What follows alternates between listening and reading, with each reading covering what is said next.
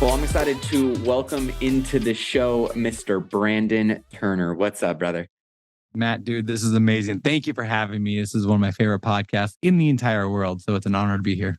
Dude, I was just kind of rehashing in my mind before we jumped on the show today, where you and I first met and just kind of seeing, the journey that has unfolded for you.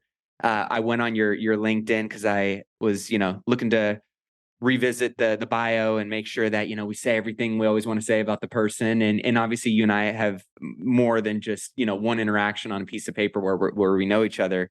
Real estate investor with 7,400 units, 650 million assets under management, best-selling author with over 1 million copies sold, founder of Open Door Capital, previous host of BiggerPockets Podcast, dad of two, and my favorite part, husband of one.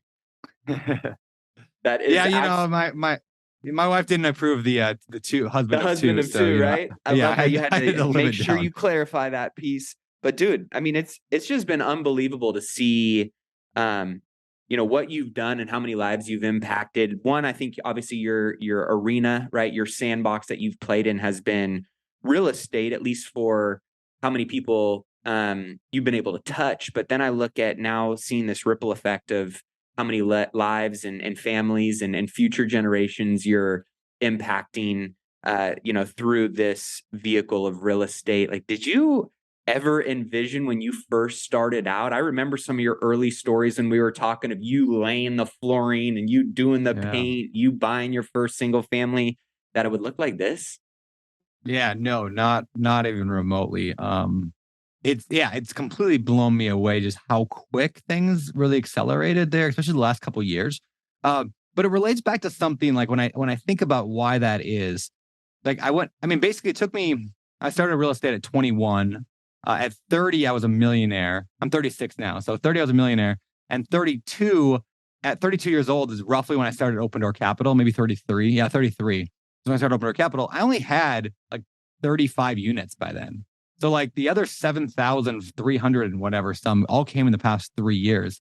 And so when I look at that, like it's crazy to think about, but there's that quote, I don't know who first said it on, maybe it was Tony Robbins or something like that said, if you want to make $1 million, help 1 million people. And it's almost inevitable.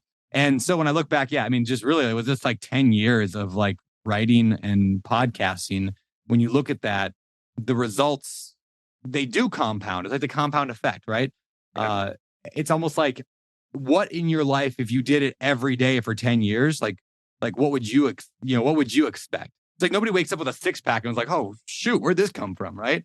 It's like, well, yeah, the growth in the last few years makes sense because of the 10 years I put in of education before that. So yeah, it's just interesting to see like just the fruits of that come out, like 10 years of planting and the harvest now that I get to start harvesting. But you've obviously been super intentional about that along the way, right? Like just deposit. And all of a sudden you look up and you're like, okay, now I actually have some real, ability to withdraw and figure out what I want to go and invest that next, time, energy, and resource into. Like because that you talked about kind of the three different phases and now entering this fourth one. And I'd love for people to kind of understand the relativity of how that might apply to their own journey and what that looks like and how that plays out. What are those four phases that you were mentioning a little bit earlier? Yeah. Ooh, and there's actually, I'll lay those out real quick right now. And it's actually interesting because it does apply to almost everybody. Right. So phase one is, I call it kind of like the DIY landlord phase of Brandon and Heather. So Heather's my wife. And DIY, the first 10 years of our real estate from 21 to about 30, 31 was us doing everything ourselves. We were laying the carpet, fixing the toilets, managing the tenants, everything.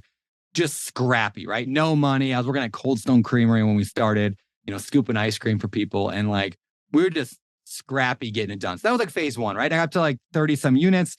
I got kind of that level one financial freedom, right? Which is where you can pay your bills by the cash flow that comes in passively.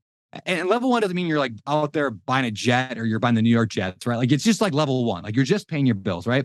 But here's the lesson here is because I achieved level one, really level one financial freedom came about 27. I had enough money to pay my bills at about 27 years old. And that's when this unique opportunity came that was kind of a risk. It was a friend of mine had a small website called BiggerPockets at the time, and he was looking for someone to help him edit blog posts. Well, I had just hit that financial freedom number. I quit my job. At the time, I was working at a bank, quit the job, and I was basically sitting on a couch watching TV when this opportunity to come help him volunteer basis for a while, and eventually got paid to help this guy with a startup called BiggerPockets. And so because of phase one, because I had level one financial freedom, I was able to take the risk, which led me to phase two, which was the years of BiggerPockets. And when I think about like explosive income, that happened through BiggerPockets, through writing the books and through being on the podcast. And I was kind of like their lead sales guy on the webinars for 5, 6, 7 years. I don't know if I would have done that. I wouldn't have had the confidence to leave like a well-paying job to go with this risky startup had I not had that phase one financial freedom, which is, yeah. So people listening to this, like, don't worry about I'm going to build a $10 million business. I'm going to have, buy a private jet. Like, how can you get that level one financial freedom? Yeah. Because then you get to play in a different game. It's like Kiyosaki's cash flow game, you're in the rat race, but then you get out of the rat race and you get into the real game of life, which is way more fun. Yeah. So you got through that first kind of tier where 100% of your kind of passive income was funding at least, taking care of the most important things, bills, mortgage, food, all of that kind of stuff. And then you got into this space where there's some creativity, right? There's some opportunity to really scale things around your passions and your purpose and what you're feeling fired up about. Instead of obligation, it's more about passion and intention and purpose. And so phase two was BiggerPockets. And there was a lot that transpired between, when you first started to when you left. Yeah. What was that journey like? I mean, that was like not too many people get to experience being on a rocket ship like BiggerPockets, and you were front and center of that whole ecosystem.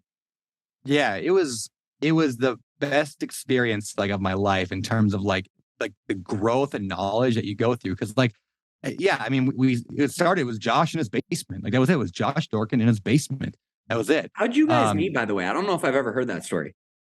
Yeah. So we met, actually, it's funny. I sent him an email. So when I quit my job and had that kind of level one financial freedom, I started a little like side blog called realestateinyour20s.com. It's actually still there, Real Estate in Your 20s. And I haven't touched it in 12 years now, something like that. Still but I started this little blog. Income? I make like $19 a month off of a calculator I sell in there. Baby. And it still runs. Yeah. Passive income, baby. That's right. Yeah. So, which actually was funny because it kind of foreshadowed what BiggerPockets then blew up their income because they have the pro membership, and the main value in the pro membership was the calculators that I took my calculator at $19 a sale, put it on BiggerPockets, and we started charging $19 a month for it. And they built it in their site. It wasn't just an Excel document, but anyway, that ended up blowing up BiggerPockets to, tens of millions of dollars a year of revenue. But it was cool because like neither Josh nor I knew anything about business. So Josh was a teacher before this. Like he did special education at a high school. And then he tried to be an actor for a while at Hollywood and got on like Saturday Night Live a couple times as an extra and stuff. And then I was coming from the world of a little bit of like rental properties and then scooping ice cream and working as a teller at a bank, right? So neither of us knew anything about business. So there were so many battles and challenges to go through in that, but that's what builds that character and the grit. I think that has benefited me the later, like kind of in phase three, which was learning all that, like learning how to write a good email. Like I had no idea, right? So you go and like watch a podcast or listen to a webinar and writing good email copy. And that's like, okay, well now I got that skill. And then it's like, well, how do you build a relationship with people? How do you network? How do you do this and this and this and this? So yeah, it was really just almost 10 years of just continually feeling like an idiot and then trying to feel less like an idiot. What were you most grateful for about what you learned and who you became in BiggerPockets, and what do you attribute that to? Yeah, easy. Josh Dorkin taught me this. Very early on. Very first conversation I ever had with him. So by the way, I never fully finished that story. So I started this little blog, right? Real Estate in Your 20s. And then I asked Josh, I sent him an email, cold email, and said, hey, I like your website. Can I write a guest post for you?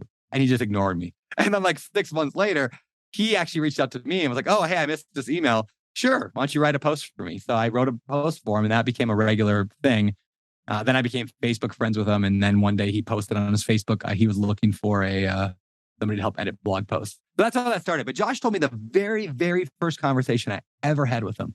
I remember exactly where I was. I was in my crappy little like 97 Toyota Camry I had a 24 unit apartment complex. And I remember being parked in front of the dumpster. I remember everything about it. And I remember my phone ringing. I was like, oh my gosh, it's Josh Dorkin. Because I knew he was going to call me because we wanted to talk about this whole blog post on a site thing. And I'm like, oh, it's like the godfather of BiggerPockets, right? And I grabbed the phone and I talked to him, and here's what he said to me. He asked me, he said, so what are your plans? Like, what are you doing with this whole blog website thing? And I said, oh, I think I'll probably like create like a course, you know, and then sell like a, you know, maybe I'm like a mastermind or a course or something. And he said, look, yeah, you could do that. And he said, however, when you sell high product stuff, you're going to limit the audience in which you can reach right away, and you're going to lose trust with a lot of people. Now you'll make a lot of money. And there's nothing wrong with courses. BiggerPockets sell stuff today. But he said, in the beginning, if you go out and just go start swinging, trying to sell a bunch of stuff, you're going to be capped. He said, however, if you can build a business in which millions of people know, like, and trust you, you can do anything you want later on.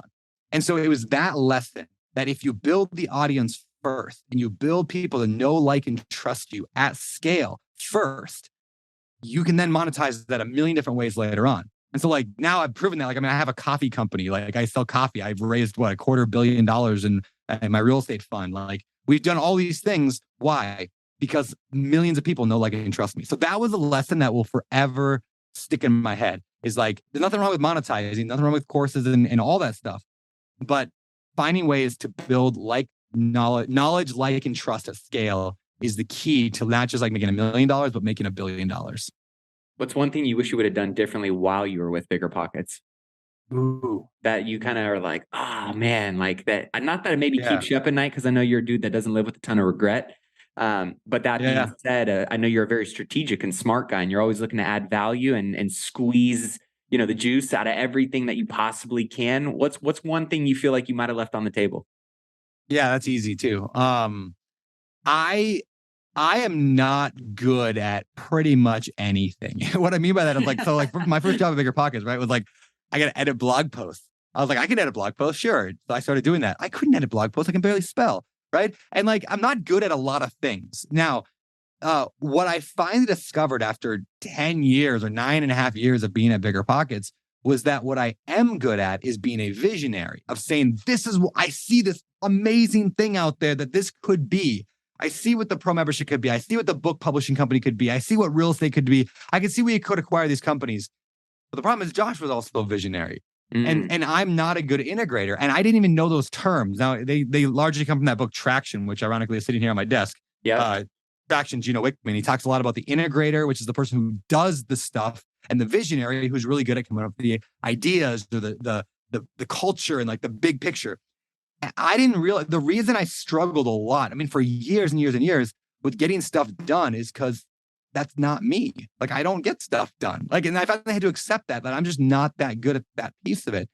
I'm not good at sitting there and specking out like a Gantt chart on the next 4 months of progress that the developers have to do to get the project done. I just get really frustrated. I'm like, why is nobody working? And like, they just don't seem to understand that, like, they just got to understand what I'm thinking in my head and go do it. But people don't operate that way. So that was, listen, I wish I would have learned earlier that I am not meant to be an integrator. I'm meant to be a visionary. I was meant to be a leader. And I wish I would have leaned into that. And I wish I would have built and helped build BiggerPockets as a leader and visionary, not always a doer. And that would have made a huge difference. But it made a big difference at Open Door Capital, because I learned that, and then I went and applied it to a different company, my own. So yeah, I mean, that kind of leads into, you know, phase number 3, right? You talked about phase 1 being the do-it-yourself phase, grinding, scrapping, right? Whatever you got to do to kind of unlock some free space mentally, physically in your world to go and, you know, pursue and follow passions. And then obviously that led to kind of building and taking your life, your income, your wealth, your impact to another level through BiggerPockets, which really unlocked phase number 3, which was Open Door Capital. Talk a little bit more about how that whole transition opened up for you and how you leaned into that. Yeah. So that phase started actually in a couple different parts here, and I'll tell the quick stories real quick. One, I had a buddy who's a Nashville Grammy-winning music producer. He's got a studio and he's written all these big songs and won all these awards. And he's also a real estate guy. So he calls me, or he emails me, cold emails, and he's like, hey, you know, I run a music company and I record music and I've written all these songs and I'm a big deal. And I heard you like music, because he had heard on a podcast that I once played music. And he's like, I'll trade you a day in my studio in exchange for you teaching at my real estate meetup. He had a real estate meetup. And I'm like, shoot, yeah. His name's Seth Mosley, by the way. He runs Full Circle Music. And I'm like, sure, that sounds incredible. So I used to go to this Nashville studio, unreal experience. First, I taught at his real estate class and met some cool people. Some I'm still friends with today. And I go to a studio and we write a song and record it. And it was amazing. It was a cool song. I wrote it for my daughter, and it was about her birth and stuff. It was cool. You can find it on YouTube if anybody really wants to listen to it. It's called Heartbeat by Brandon Turner. It's on YouTube.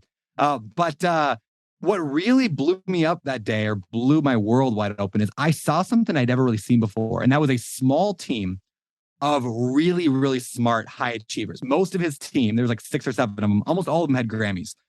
They got there when they wanted to show up to work. They worked on meaningful things. They had fun doing it. They worked with each other collaboratively, but they also had this extreme ownership mentality. For lunch, they all just like had lunch together because they wanted to. After work, they all went out to eat together and just like hung out with their families. And I was like, oh, like that's possible? Like I could actually have work and like it not be a difficult thing, which again goes back to the BiggerPockets. I'm like trying to shove a round peg in a square hole at BiggerPockets, where it just didn't fit right. And I wasn't in Denver in person, so I didn't have the camaraderie. Yeah. And I was like, that work life is possible. So that was the day that changed my life, because I saw that was possible. And I said, I want that. I go home, and like a week later, I go to a conference, a real estate conference, best ever. Joe Fairless put it on in Denver. Yeah. And I'm on stage looking out at this audience of like 1,000 like real estate developers and syndicators and huge real estate investors. And I was like, I am the least qualified person in this room. Like I am so not deserving to be here. And I'm on stage because I got a big mouth and I can sell tickets because I have a podcast, right? And I was like, this is ridiculous. I need to deserve to be here. So combining those two ideas together, I read this book, Vivid Vision by Cameron Herold. I get on the airplane. I read that on the airplane ride back to Hawaii. And I landed with a full out vision. Like it's actually on my wall right now, like a big poster I drew up as a newspaper article 3 years in the future. And it said, we have 1,000 units. We've got 6 employees. We've raised money from 100 accredited investors. We've got this and that and this and that. And I landed, I showed my buddy Ryan. I'm like, this is what I'm going to build. And the first thing he said, he read it slowly and he looks up. He's like, I want to be a part of that, man. And that's like the greatest feeling in the world, right? When somebody validates, like they want to, absolutely. Like, oh, it's amazing, man. So Ryan became my integrator. I was like, Ryan, go build it then. And he's like, all right. So he went and built it. And I got to be the visionary, and I got to be the energy behind it. The same way, in a very different scale. I'm not comparing myself to him at all, but the same way that Richard Branson is the energy behind the Virgin Empires. You got like 150 companies.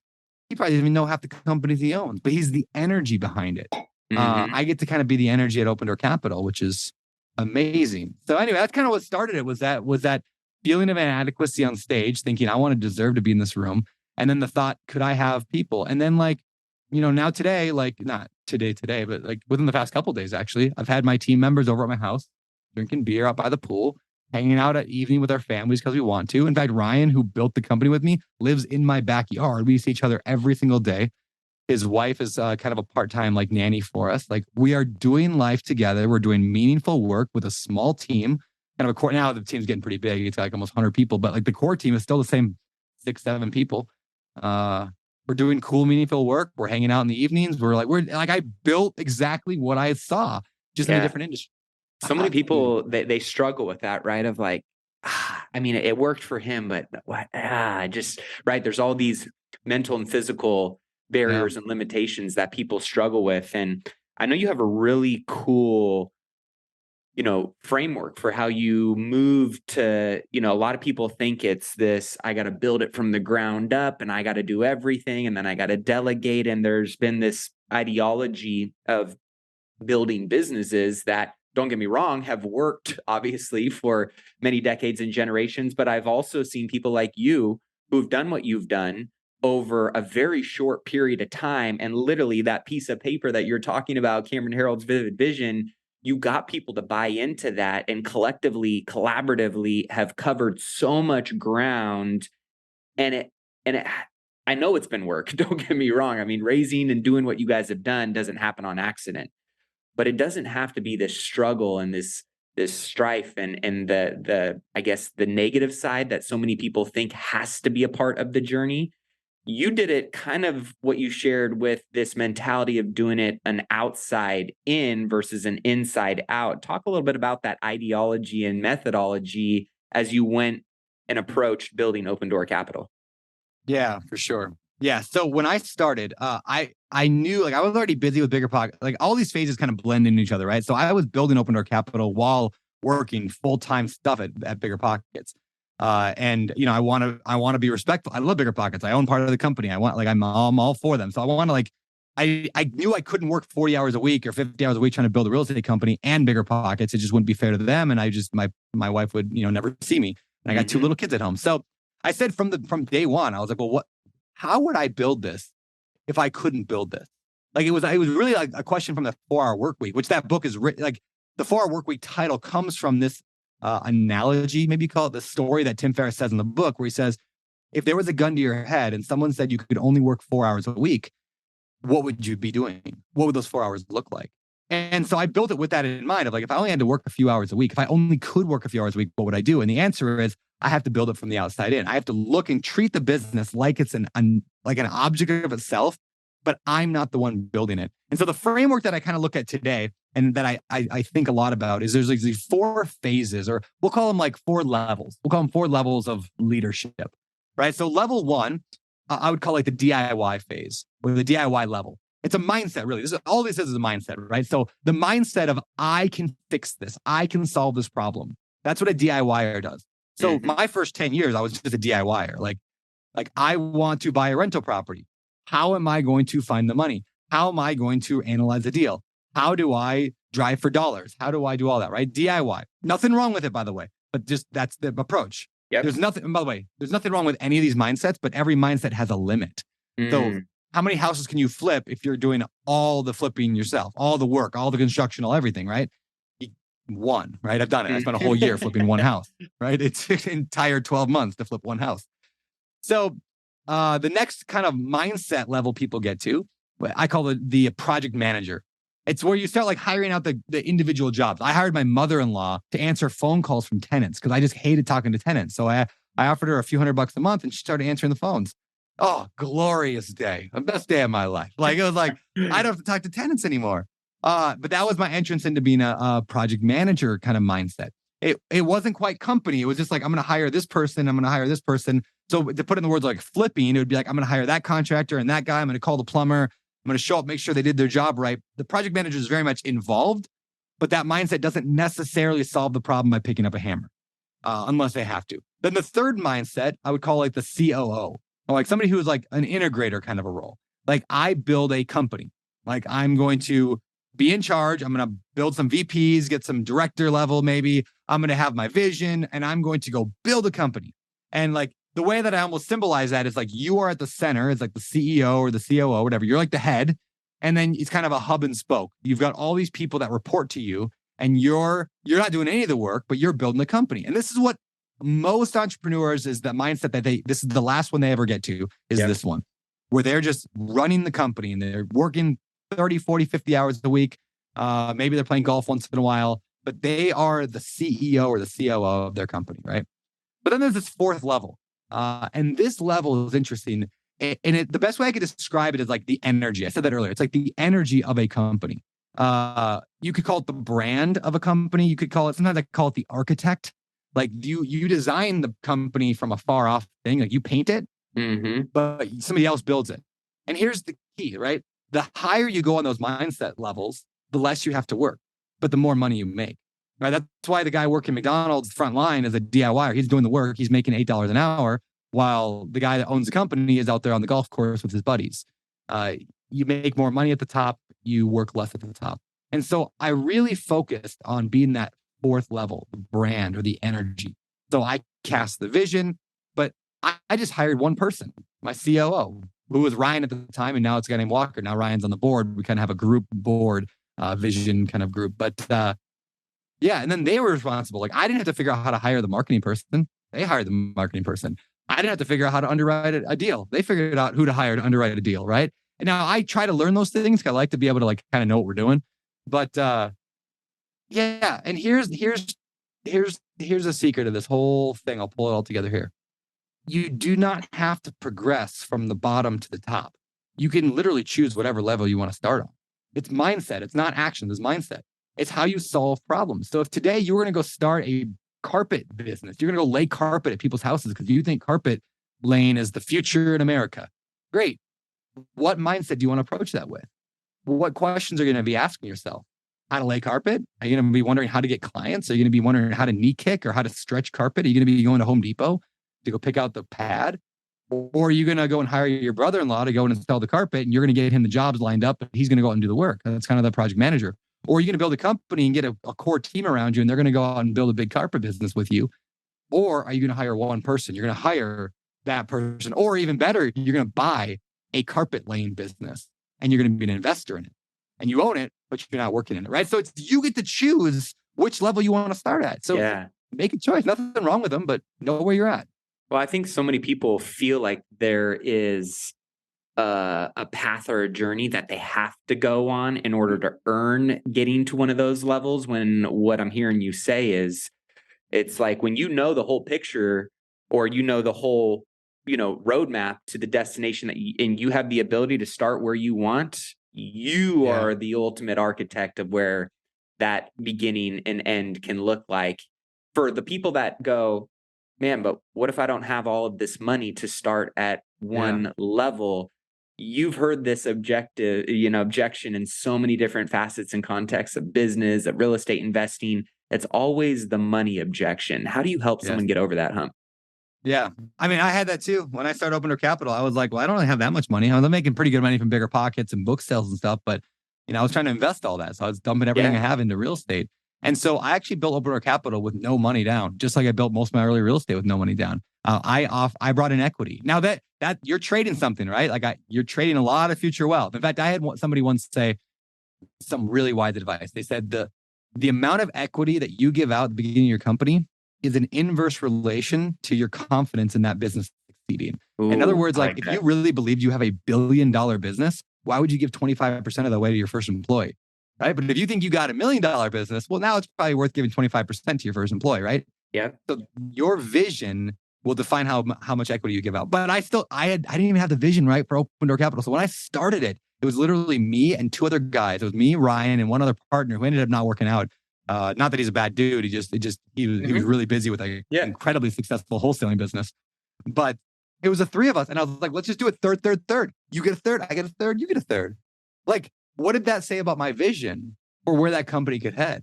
And my leadership skills there. It was an easy answer. And so I spent several years clawing back equity. The one partner left, giving different people different equity. Even today, I only own just under 50% of Open Door Capital.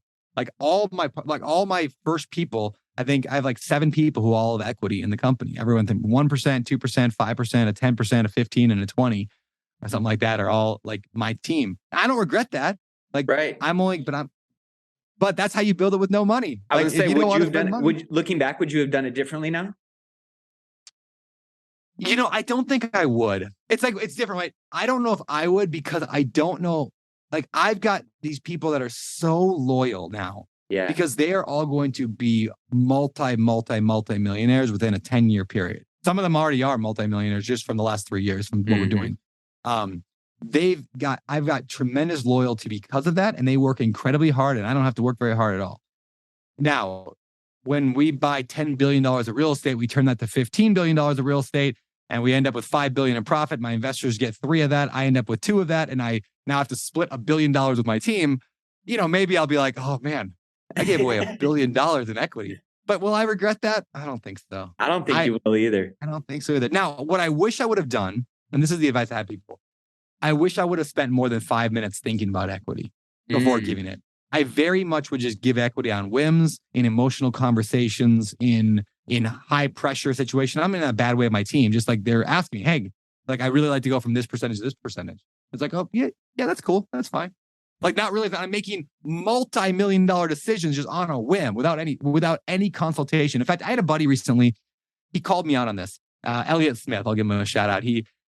I was telling him about we're raising all this money. We had to raise $100 million this summer. We had 6 apartment complexes all dropped in our lap at the same time. Had $100 million to raise. And it was a challenge. Like I never raised even close to that much in that amount of time. And I'm like, we're not, I mean, struggling is a good word. Like we're fighting through it. We're getting there. We're getting better at our systems and we're doing webinars and doing some live stuff and doing all the things you do to raise money. Right. And I'm up in Coeur d'Alene I bought a vacation house up in Coeur d'Alene, and I'm hanging out with my buddy Elliot, and I'm telling him all the problems and all the things we're trying to figure out. And he says, well, Brandon, Ken McElroy is in town right now. And I knew that because I'd seen him at the thing. Ken McElroy, for those who don't know, is Robert Kiyosaki's like best friend. He wrote the ABCs of real estate investing. He's been syndicating about as long as I've been alive. He's like the godfather of this business. One of my first real estate investing books I ever read. Me too. It was phenomenal. Changed my life. Like that was the book that changed my life and got me in the multifamily. He's in town right now. He was actually at my house playing poker one night. Did you ask Ken for advice? And I was like, no, I don't. I'm not gonna bother Ken with that. He's like, why not? Is it your ego that's stopping you or fear that's stopping you? And I was like, oh, I don't know. Why wouldn't I ask the guy who's the best person on the planet? And he was at my house. Why didn't I ask him for advice? So he challenged me on that. So I call him up, Ken, and I'm like, hey, you want to go lunch? He's like, yeah, man, let's do it. Let's go to lunch. So we go to lunch with the wives. And that 2-hour conversation was the most impactful 2 hours of my entire life. Like in terms of like sheer change of business and great ideas and education and like teaching me like it was it's like watching a master, like golfer, like golfing, right? It was like, I was just like a caddy and he was a master. It was so good. And all it took was me asking for a piece of advice. But to relate that back, right? When I started giving equity, did I ask a single person how to give equity? Did I call Josh, the guy he'd been through that, right? Josh Dorkin, built BiggerPockets, give a bunch of equity. Did I even ask him one time, hey, what do you think about this? Didn't. That's what I would take back. I don't regret it, but I wish I would have spent more than 5 minutes thinking about it. I got two follow-up questions that come out of that. Number one, knowing how many smart people and conversations you've been in that have been impactful and life-changing, what were one of the two takeaways when you were sitting and talking with Ken that really transformed you walking out of that lunch? Yeah, a couple things. One, Ken doesn't sell. He doesn't sell property ever. And he's like, yeah, I never sell. I just hold forever. And I'm like, yeah, but that like your IRR would drop every year. It just get worse and worse and worse. He's like, Brandon, nobody cares about IRR. I was like, yeah, yes, they do. All the indicators, we all talk about IRR. He's like, no one cares about IRR. They care about financial freedom. They care about their family. They care about their legacy. They care about all these other things, but it's not IRR. That's a nerdy thing you care about. And I was like, no, man, you can't be right. He's like, no, nobody cares. He's like, unless you make them care. He's like, what people care about is like stability, right? So he's like this. He's like, so what I do is and it's not in the second thing. He goes, you're just way too in depth and detailed. He goes, you know what I do when I raise money? He's like, I go and grab my phone. I set up my phone and I put up a whiteboard behind me and I draw a picture of a house and I say, we're going to buy this apartment complex. Rents are $800. It should be $1,200. We're going to buy it. We're going to make it $1,200. We're going to give you all the cash flow and we refinance it. We'll split everything after that point. You should have most of your money back. We'll just hold it forever. And you just get infinite returns forever. Any questions? And everyone's like, nope, sounds good. Yes. And that's it. Like, that's his entire pitch. And he's like, he raised $100 million recently, just off like a whiteboard. He's like, you're just trying to get too fancy and trying to complicate things. So this goes back to the IRR thing, right? He's like, just give people like what they want, like give them a nice deal, let them stay in it forever and make that happen. So I go to my Instagram and I'm like, he can't be right. This can't be right, right? So I post on my Instagram. I say, hey, I got two options for you all. For those people who would ever consider investing with my company, please take the following poll. A, would you rather have a much lower return, but never have to worry about finding a deal again? And we just hold the thing forever. Eventually we refinance out and your IRR is much lower. Or would you rather have me do a deal that I hold for between 5 and 10 years at a 15% IRR and explain what we currently do, right? These two scenarios. Yep. 87% of people voted for option A. 87% of people would rather have a much lower return and just like keep it forever. So that's what we're going to be moving into probably in the next year is that. So that's two specific things that he taught me that like out of many. Brilliant. Of just like the forever cash flow fund. Yeah, just a forever cash flow. So we're going to launch a forever fund next year, just a forever fund. And we're like, we're not going to sell. So you talked a little bit about the decision process of you wishing you had a little bit more of a framework and tightening it up? I know Ray Dalio talks a lot about how whether it's going through conflict, whether it's making decisions for, his hedge fund, there's a decision-making matrix or a process, right? Talking about giving out equity or making decisions. Yeah. As you've learned some of those lessons, how have you crafted or tightened up how you discern what you give your time to, your money to, equity to? What does your process for making decisions look like? Yeah. So when it comes to Open Door Capital, what we did over the years, this took a few years to get here, but we created a board of directors. So it's me, Brian Murray, who wrote a book called Crushing in Apartments and Commercial Real Estate. Very, very smart, kind of like the wise mentor that everybody should have in their team, whether they're paid on staff or not. But so me, Brian Murray, Ryan Murdoch, who was my first COO and lives in my backyard in my ADU. And then Walker, my COO, he now runs the company. It's the four of us on the board. So all decisions now are made for Open Door Capital. Everything is made, important is made at that board level. So we meet once a week, sometimes once every other week if we're busy, but never more than a week apart or, a 2 week apart. But, and all decisions get made there. We run on EOS, the system EOS, from the book Traction. And so that's kind of like our L10 meeting. We just go through a whole list of stuff that we have to decide on, and we make decisions as a group. And that gets me out of the emotional, making decisions on a whim. So I'm not sure if that answers your question, but when it comes to Open Door Capital, they became team, advisor level decisions.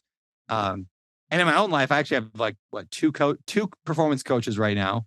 And then I try very much to make every decision with my wife in mind. Yeah, talk about that a little bit, right? You've built this amazing big life. You've managed to keep a humble heart. You're constantly looking to serve other people. How do you continue to balance this ambition with this family life that I know is your everything with your wife and your two kids? Yeah. And man, this is the hardest thing. And I know it's something that you, I don't know if the struggle is the right word, but you deal with this as well, right? We were both ambitious guys, but we're both family guys. So how do you deal with that? Because on one hand, right, I can only play Barbies for so long, right?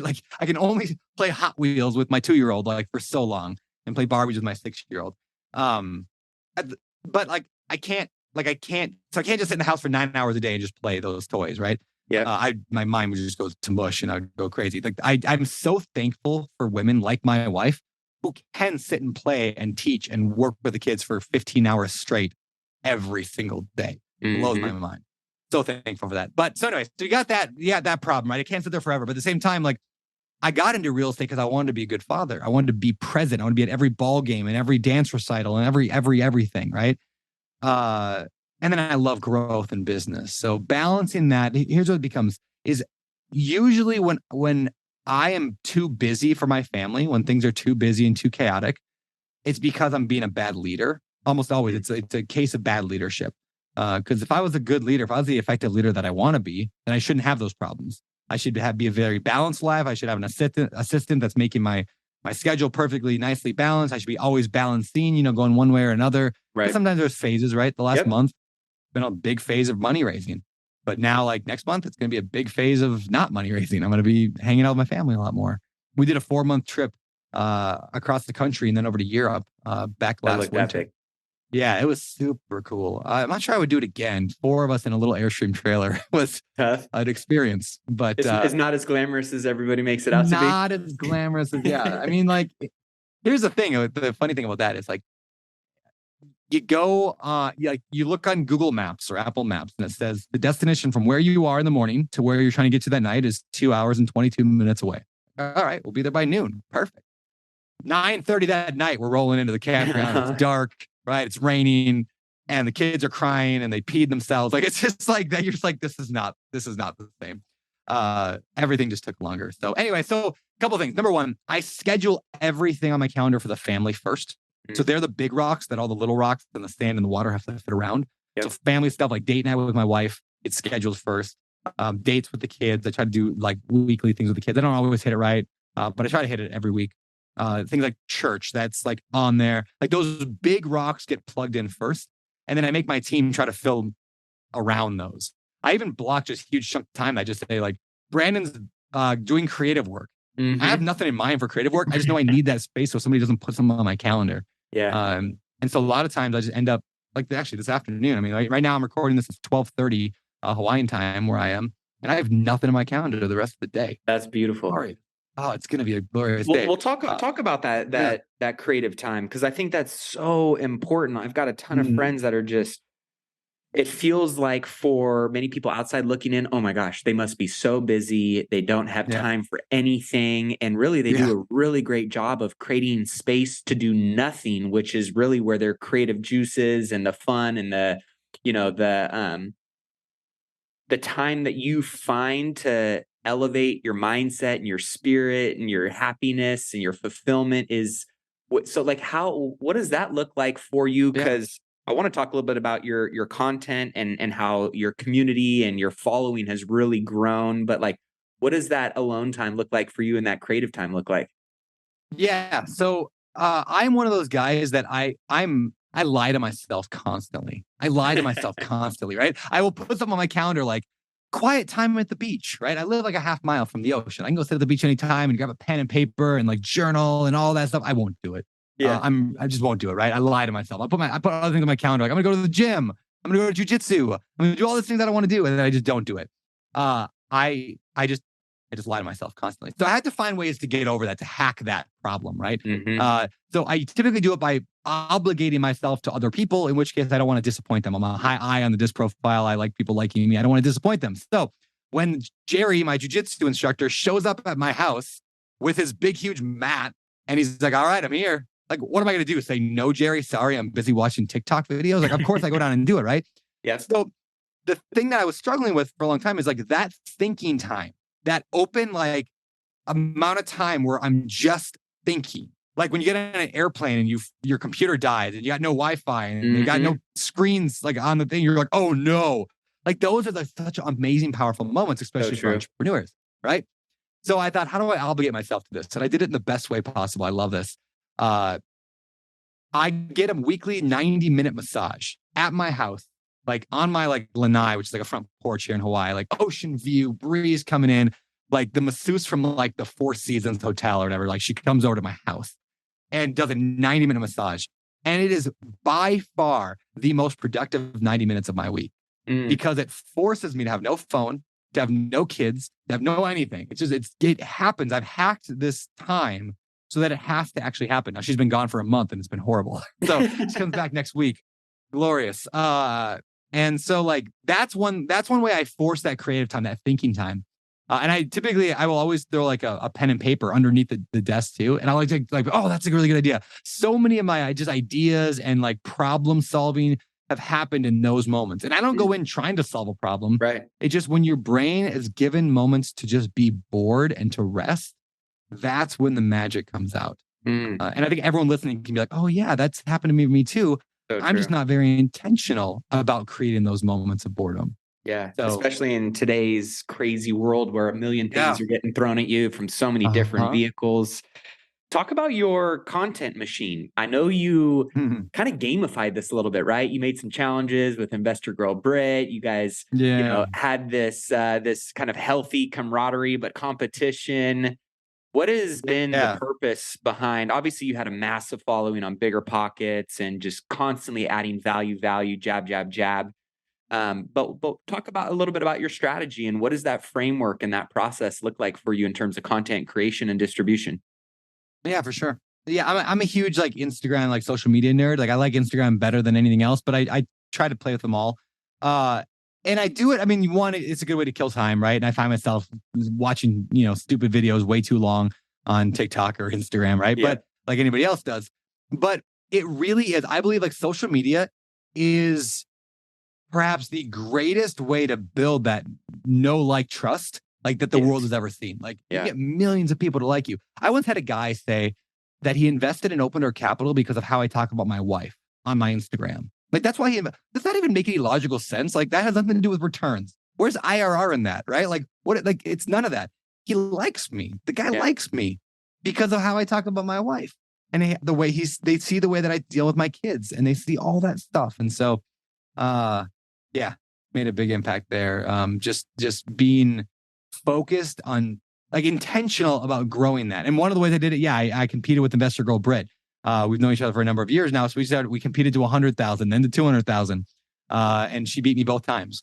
I will put this on record as I am now currently far ahead of her. I just crossed 300. She's still sitting at like 250. So just putting that out there that I'm better than Investor Girl Brit right now. Yeah, take that, Brit. So she just got a video with 1 million views. I haven't gotten that yet, so whatever. But no, that made it a lot of fun. And I do it with other friends of mine too. Like, we'll just kind of like challenge stuff. And how do you kind of set up that production framework? What does it look like in terms of how do you come up with an idea? How do you produce it? When do you decide to put it out? Yeah, great questions. So right now I am way more passive with it than I normally am. And what I mean by that, than I should be, I should say. So what I mean by that is right now, as I'm doing this conversation with you, I have my QuickTime open on my Mac. And it's recording me in high def, high quality, real good value, right? As soon as we're done with this call, I'm going to take that. I'm going to shrink it using a program called Handbrake. It's a free program, and it shrinks it down much smaller. And I upload it to Google Drive. At that point, I have a virtual assistant in the Philippines who's awesome. What up, MJ? And he takes it and he watches it. He knows, he's been doing it now for a year. He knows what people like on my stuff. He'll carve it up into little pieces and he'll post it for me on my Instagram. And so that's worked out really, really well. Now, the reason I say that, I'm kind of lazy about it and I need to be less lazy about it. There is a trick to social media. There are tricks to social media using like psychology and sales that I am not thinking about when I'm talking with you. For example, if I really want a video to go well on Instagram, here's how the videos, I'm going to script it. It's going to say something like this. Hey, listen, there are 3 tips that will save you over $1 million in your lifetime. The last one might save you 10. Let me get into it. My name is Brandon Turner, right? Like that I just opened up several psychological little tricks there, right? To get you to watch. I started with that little thing. I made something kind of scary. I gave you a big promise, but you got to listen to the end to get there. I'm never thinking of that. So how I like to do it is actually to sit down and think through, like, what's going to help people? What do people want? What's going to help them, right? A lot of people make social media about themselves. It's not. It's about the audience. Yeah. Social media, you're not telling your story, you're telling their story, right? So I'm going to like start with that in mind. I'm going to figure out what that hook is. How do I get them to stay through the entire end? Then I will script the entire thing out. I will write it out and script it word for word. I like Alex Hermosi's advice I once read. He's a internet marketer guy I really like. He's awesome. Yeah. He's like on fire right now. But I like his methodology. He said he basically writes a tweet. So he writes a tweet. So it's 140 whatever characters. So it's fairly short. And then that becomes basically his script. So then he's just reading his tweet is all he basically does. And he's blowing up, right? So I do similar. I just write a script, making sure it has all the right psychological hooks in it. Takes maybe 30 minutes to write that script, maybe 20 if I'm feeling really ambitious and quick. And then I literally put it on a teleprompter. I am looking at a teleprompter right now. In fact, my camera's permanently hooked up at a teleprompter. Do you have that too? I'm looking at mine right now. My camera's running through my teleprompter. So at any point, I can grab this phone, I can set it right there, and I can record a video using QuickTime on my computer, and I upload it to Google Drive. It's done. Now, I only do one of those videos maybe once every 3 weeks right now. Next year, I'm going to hit one of those every day, like one a day. That's what I want to do. And I think that's what it takes to really, really like viral wise, because only 1 out of 100 posts are going to go viral if you do a good job at them. So, yeah, that's amazing, that's dude. I love it. So let's wrap up on phase number 4. DIY number 1, BiggerPockets number 2, Open Door Capital, $15 billion in real estate is the goal. You're obviously well on your way to that. Once you have that amount of wealth, you've accumulated and built something that big, that amazing, what's next? What do you do after that? Yeah, man. I was on this Entrepreneurial Retreat. It was like camp, like a couple of weeks ago, up at a campground on top of this mountain with a bunch of really cool, like kind of spiritual entrepreneurs, people that are like faith-based entrepreneurs. Anyway, and like I heard Tim Tebow was there. He spoke at it. And that whole event just changed my mindset so much because I just realized like I have enough. Like, I got enough right now. I make enough money and I've got crazy wealth down the road, which I plan to give it all away eventually. But I started thinking, how can I use my skill set? Like all the stuff we talked about earlier, all my 10 years of BiggerPockets, all my now 3 or 4 years now of Open Door Capital, and even the DIY phase. How do I use these 3 phases to save people, to change people's lives, to feed the hungry, to care for the widows and the orphans and those people being human trafficked and all that? And can I do that? So phase 4 very much is going to be about building a business that gives back to that. So it's still in the works right now. Hopefully it'll launch something maybe in the next year. But I got a lot of stuff there. And I'm trying to take my buddy Elliot's advice as I'm asking a lot of my friends and people who are super good at this stuff, what they would do. And I'm trying to actually tackle it right from the beginning is how do I build this massive business that's going to be all for good? How do I build it from the outside in? And how do I build it with the right people in the right places right from the start so I can really make an impact on the world? So that's phase 4. Dude, I'm inspired. I got tons of love for you, what you're doing, who you're doing it with. You're an amazing leader, bro. And the real estate community is lucky to have you, but more importantly, the world is lucky to have leaders like you. So I know a lot of people are going to listen to this episode and go, okay, I got to follow Brandon. I got to, check out his books. I got to see what else he's got going on. I want to know what this next, phase of giving back is going to look like and following your journey. Where's the best place for him to do that? Yeah, if you're a social media nerd like me, Instagram is my jam. It's Beardy Brandon, beard with a Y at the end, Beardy Brandon. And you can also go to beardybrandon.com. I have a text message newsletter that goes out every Wednesday or Thursday if I'm delayed. So it just goes out with books that I'm reading and lessons that I'm learning and mistakes I'm making. And I just kind of write this quick little text message email or text message newsletter every week. And that's at beardybrandon.com. Brandon Turner, thanks for coming on the show, man. Thank you so much. It's been amazing.